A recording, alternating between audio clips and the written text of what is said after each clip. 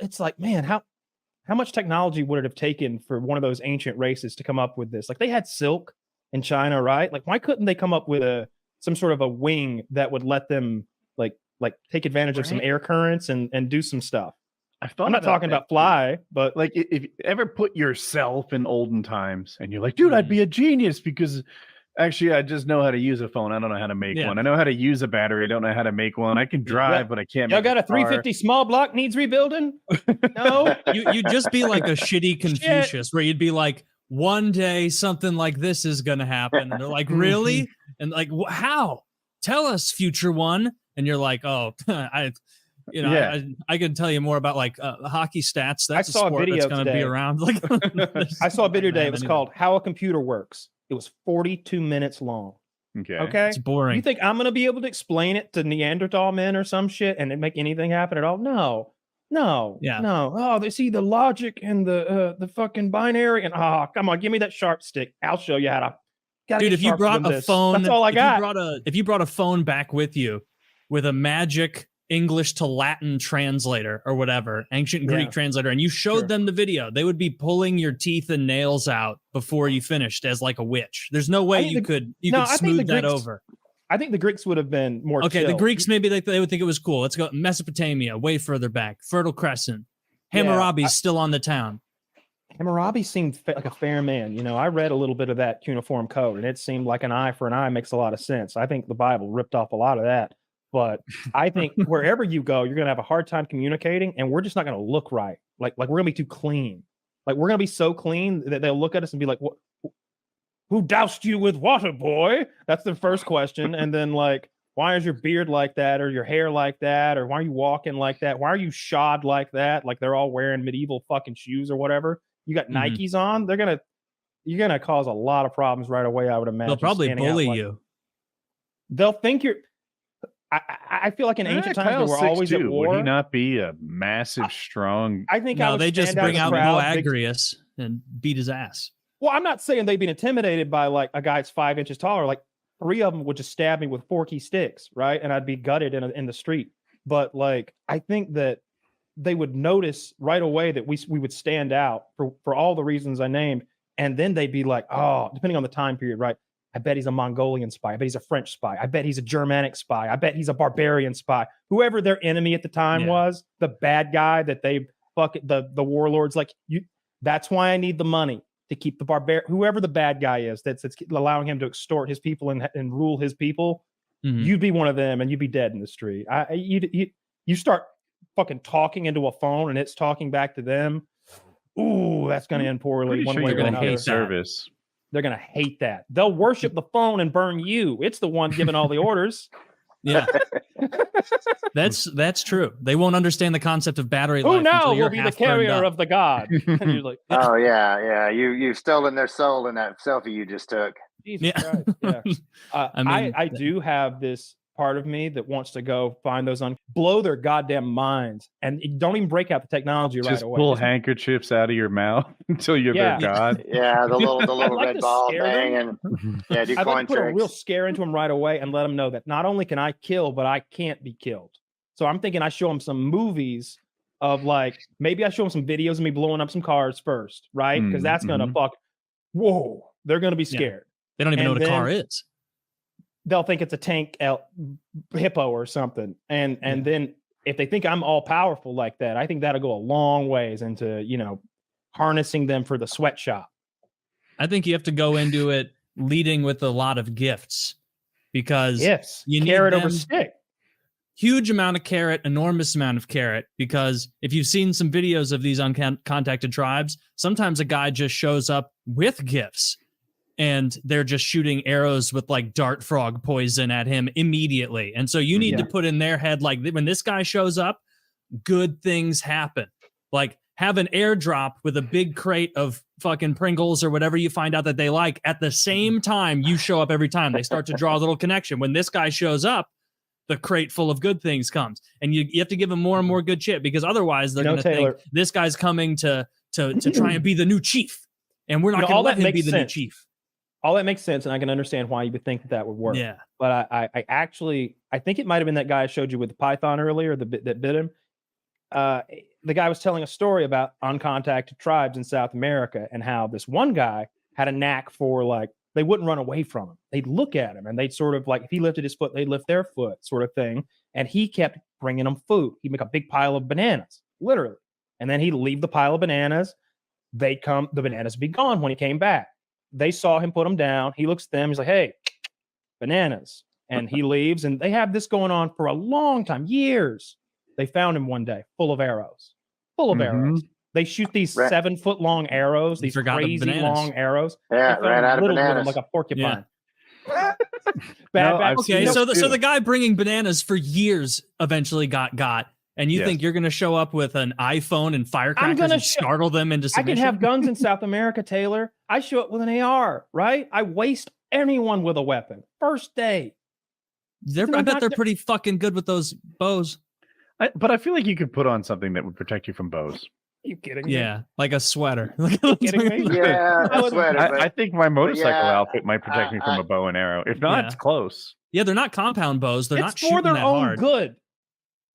Yeah, but I feel like that would probably end like that last scene in 300 where it's just like arrows just blotting out the sky coming down. Like, that would. Yeah, that is what would happen, honestly. That especially is it Sentinel Island where that's what it is. Yes. Those are the islanders that'll fucking just smoke you. And if you try to land, they're like shooting the arrows like at you actively. Like, come a little closer so we can hit you. Motherfucker. Good for them. It's hard to even get to the gift giving stage because they're shooting at you before you reach sand. That's why that missionary guy tried to land there a couple of years ago and did not go well. Yeah, I heard about that missionary guy where he like had in his head, he was like, I'm going to reach these people and talk about whatever. God. God. And he didn't last very long. Apparently, he thought that they trusted him. He thought that they had a good thing going, and then he just showed up one day for like the second time, and he never was found. T-shirt can, right? Oh yeah, there you go. T-shirt can. Yeah.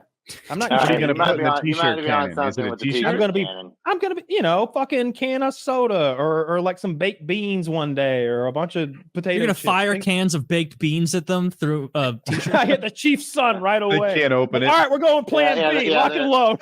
I'll tell you what. Or like you're about to get it and you shoot like the Dr. Pepper over there and the guy like opens it and sprays him in the face and now it's war.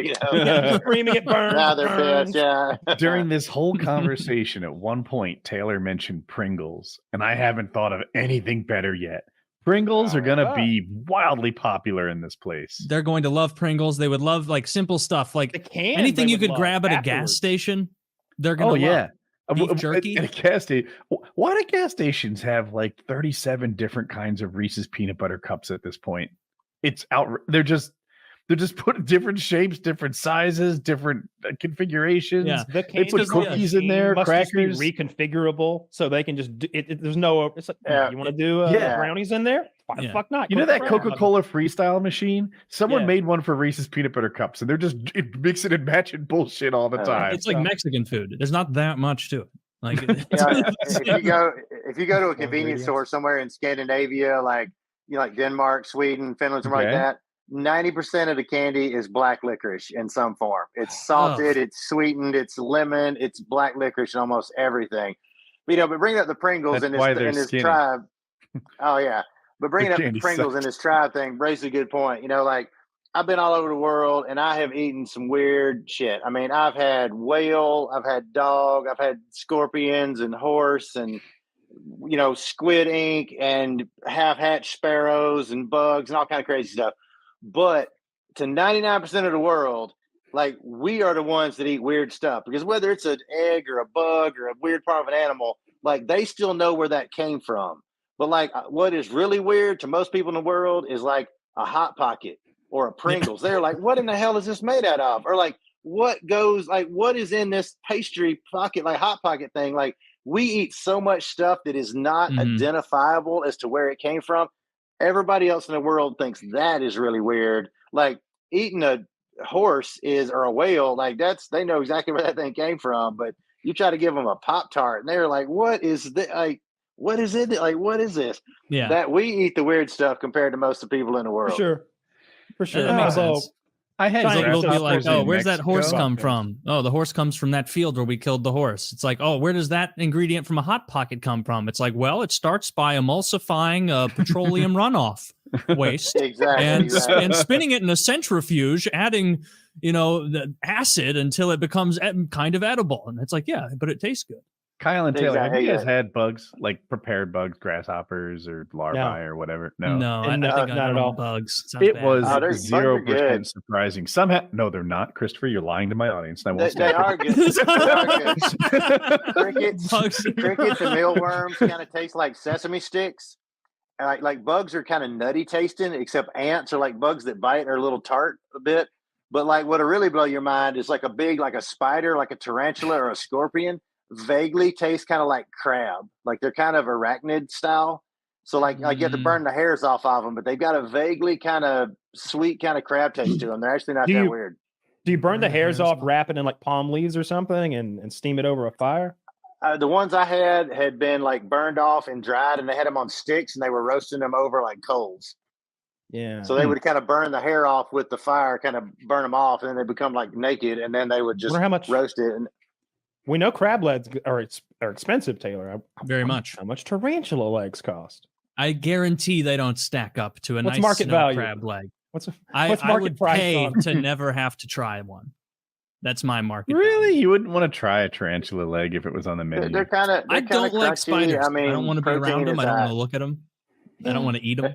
I don't want to feel it's because not every bit of the hair is going to burn off. You're going to feel a little like prick here and there of hair on the. It sounds awful. I don't know. When I ordered the grasshoppers, they seemed to be unprepared. They tasted exactly like I expected grasshoppers to taste. I thought they would be masked by like cinnamon or something, but that's not how they made grasshoppers at all. They just put them on a plate. Before I ordered the grasshoppers, and you guys know this because I was on WhatsApp texting you at the time from Mexico, I ordered ant larvae. And they were out of ant larvae, I guess. So Jason's like, did they check under the trash cans out back? Which was hilarious. Yeah. And I got the grasshoppers, and they were just tasted like regular. They were like cooked, but they didn't seem to be seasoned or anything. They were just grasshoppers. I couldn't finish my plate.